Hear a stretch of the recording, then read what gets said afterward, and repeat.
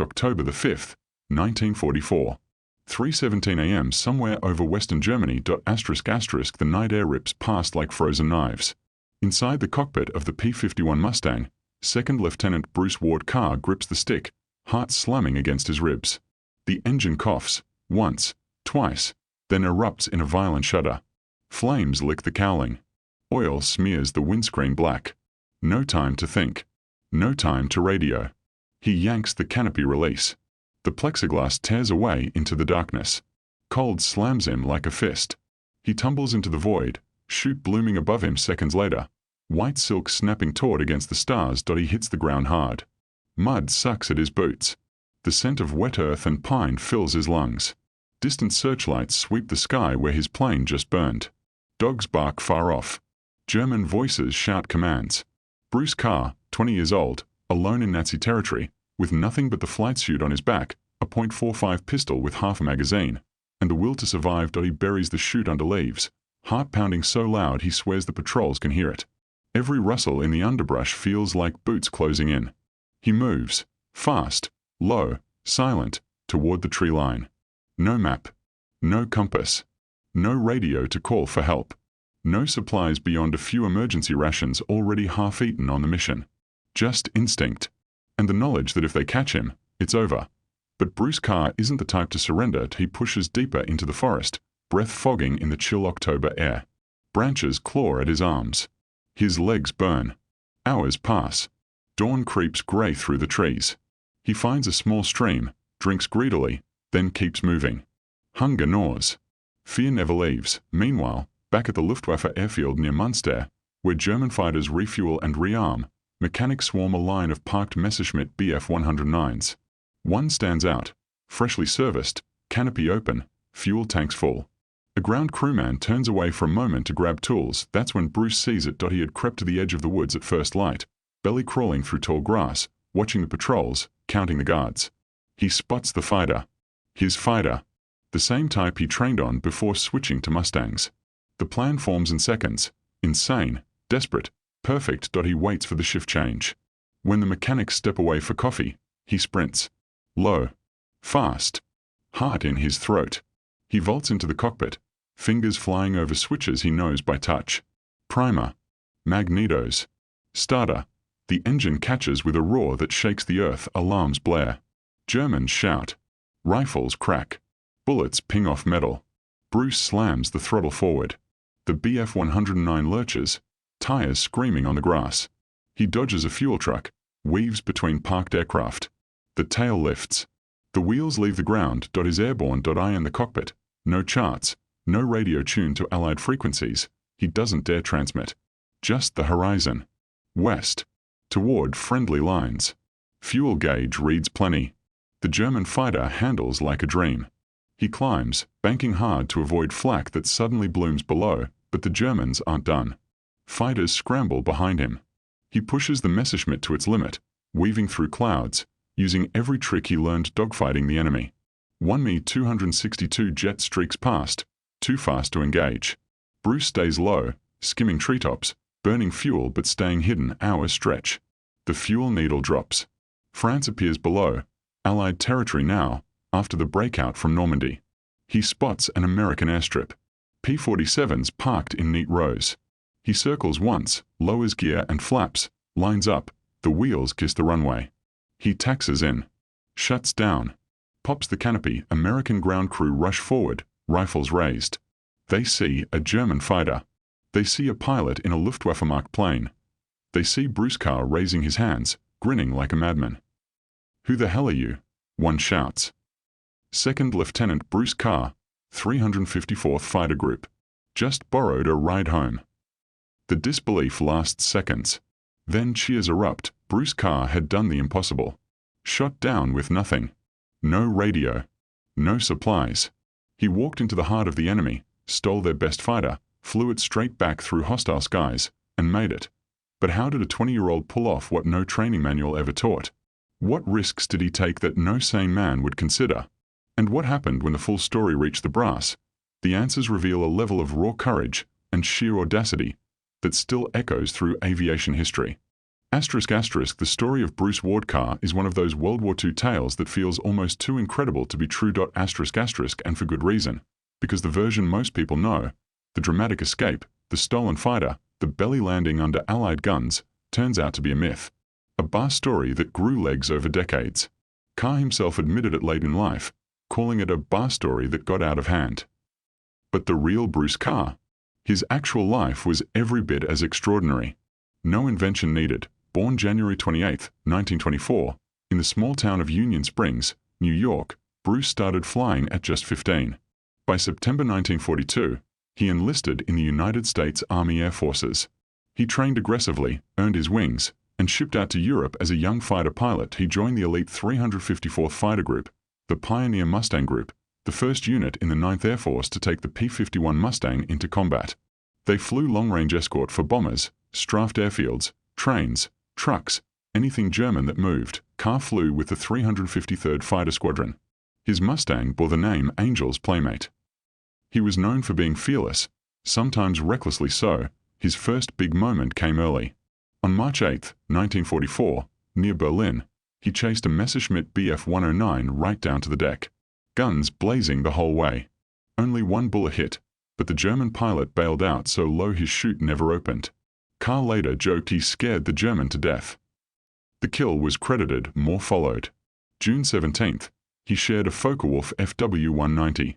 By late summer he was a second lieutenant, commissioned August 18th, then came September 12, 1944. Leading 4 P-51s on armed reconnaissance near Schweinfurt, Germany, Carr spotted over 60 enemy fighters high above. Most pilots would have broken away. Not Carr. He led his element straight up into the swarm. Disregarding the odds, the altitude disadvantage, everything. In the furious dogfight that erupted, he personally destroyed 2 FW-190s and 3 Bf-109s, 5 in one mission, and damaged another. The sky was chaos. Tracers everywhere. Planes spinning down in flames. Carr kept fighting until the Germans scattered. For that single action he earned the Distinguished Service Cross, the Army's second highest award for valor. One of the highest decorations any fighter pilot could receive. But he wasn't done. October the 29th, 1944. Over Germany again. 2 more Bf-109s fell to his guns. That made him an ace. Officially 5 confirmed victories. In reality, many more probables and ground kills. The 354th racked up an astonishing record. They flew 172 combat missions for Carr alone. By war's end he was credited with 14 or 15 aerial victories, making him a triple ace in some counts, and among the top aces of the 9th Air Force. Yet through all this, the legend of the stolen plane persisted. People said in October or November 1944, on a strafing run over Czechoslovakia, flak shredded his Mustang. He bailed out, evaded for days, cold, starving, then crept onto a Luftwaffe base, started a fueled FW-190, roared off between hangars, and flew it back to France. Belly landed when the gear wouldn't drop. MPs surrounded him until his commander vouched he was American. IT makes a hell of a story. But the records don't support it. No missing aircrew report for that date. No evasion report. The group history is silent. What really happened with the German fighter came after the war ended. May the 8th, 1945, VE Day. The 354th was on occupation duty at Ansbach, Germany. Boredom set in. Pilots wanted souvenirs. Carr's squadron commander, Major Jim Dalgleish, already had his own FW-190. Carr hitchhiked to a former Luftwaffe field near Linz, Austria. Found an abandoned, flyable FW-190A8. He climbed in. Prearranged escort P-51s circled overhead. He took off. Flew it back. But the landing gear jammed. He bellied it in, sliding across the field in a shower of sparks. The stolen plane was a post-war joyride. Not an escape, still. Imagine the guts. Flying an unfamiliar enemy fighter, different cockpit, different controls, different feel, across occupied territory, with your own side potentially shooting at you. Carr just laughed it off later. Thanks, Luftwaffe, he said. He flew on, Korea, Vietnam. Retired as a colonel. Passed away April 25, 1998. Buried at Arlington, but the question lingers. How does a pilot rack up such a record, 5 kills in one day, 14 or 15 total, the DSC, and still have the world remember him most for a story he never lived? The answer lies in the man himself. Audacious. Unyielding. The kind of courage that doesn't need exaggeration, and in the final chaotic months of the war, with Germany collapsing, Bruce Carr had one more act of pure audacity waiting. The moment he pushed the Mustang to its absolute limit against impossible odds. That climax is where the legend and the reality finally collide. April the 2nd, 1945. Mid-morning. Skies over Schweinfurt, Germany. The horizon is thick with contrails. First Lieutenant Bruce Carr leads a flight of 4 P-51 Mustangs on armed reconnaissance. Routine, or so it seems. Engines humming steady. Fuel good. Visibility clear. Then the call comes over the radio. Bandits. High. 60 plus. FW 190s and 109s. Angels 25. 60 enemy fighters. Towering above them. The Germans have the altitude. The numbers. The advantage. Most pilots would turn away. Break off. Life to fight another day. Carr doesn't hesitate. Let's go get 'em. He rolls the Mustang into a climb. Steep, aggressive, straight into the teeth of the swarm. His wingmen follow. Hearts racing. The P-51s claw for height, but the Germans are already diving. The sky explodes, traces streak past like fireflies gone mad. Planes twist and turn. Engines scream. A Bf-109 flashes in front. Carr snaps a burst. Wings fold. The German spins earthward, trailing smoke. Another 109 banks hard. Carr follows, guns chattering. Flame blooms. 2 down. He keeps pressing. An FW-190 crosses his nose. Big radial engine, black crosses vivid. Carr rolls inverted, squeezes the trigger. The 190 disintegrates in a fireball. 3. The fight is chaos. His flight is outnumbered 15 to 1. Yet they stay together. Stay aggressive. Carr spots another pair of 109s, dives on them, guns blazing. One explodes mid-turn. 4. The last one tries to flee. Carr closes, fires again. The enemy plane tumbles, pilot bailing out low. 5. And still he damages a 6th before the Germans break and scatter. In minutes. The 4 Mustangs have claimed 15 enemy aircraft destroyed. Carr personally accounts for 5, 2 FW-190s, 3 Bf-109s, plus 1 damaged. The last ace in a day of the entire European theater. He levels off, breathing hard, cockpit slick with sweat.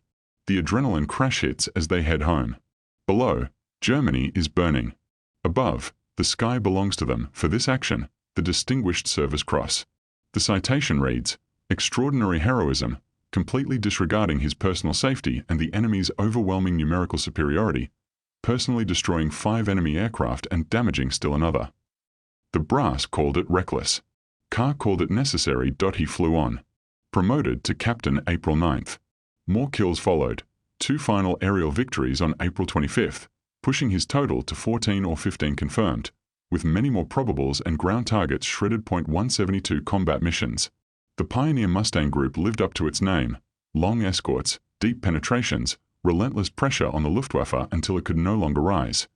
Then came May 8th. VE Day. The war in Europe ended. But the stories didn't dot on occupation duty at Ansbach. Boredom settled in. Pilots craved souvenirs. Carr's squadron commander already had his own FW-190. Carr wanted one too. He hitchhiked to a former Luftwaffe field near Linz, Austria.